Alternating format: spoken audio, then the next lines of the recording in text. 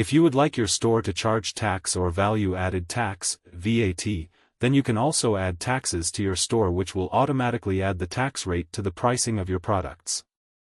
Here is how to set it up. Firstly, you need to go to the left sidebar menu dashboard and hover your mouse over Woocommerce. A panel will open where you then have to click on Settings.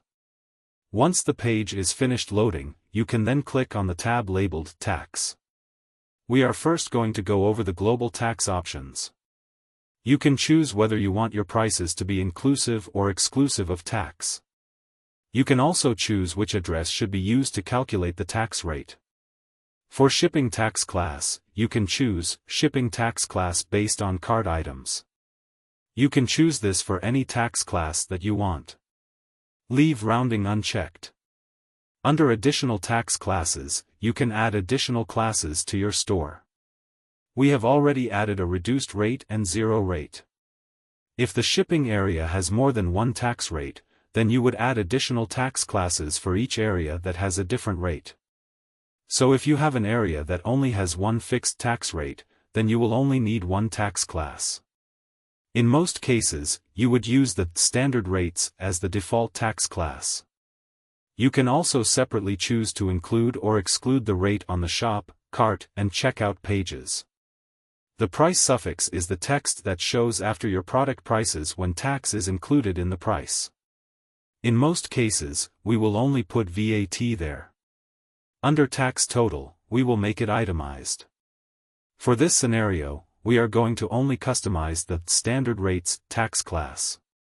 First, you need to select the standard rates class, which is located next to tax options. You will notice that there is a row for you to edit the data. You will start with the country code and move through all the columns. In most cases, you will leave the state code, postcode/zip, and city open if you have a flat tax rate throughout your country.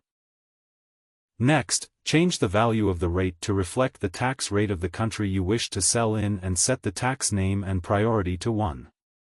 You can choose to compound the tax. In this case, we leave this option unchecked. You can also apply the tax rate to the shipping cost. You can add an additional row if you cover cities with different tax rates that need to be included. You can also customize the reduced rate and zero rate classes if you want to. Let us show you where your tax will be displayed for your customers. Your tax rate will be displayed on the cart and checkout page. Let's go to the cart page and see what it is going to look like. You will notice that the tax rate is added to the subtotal to give you your total.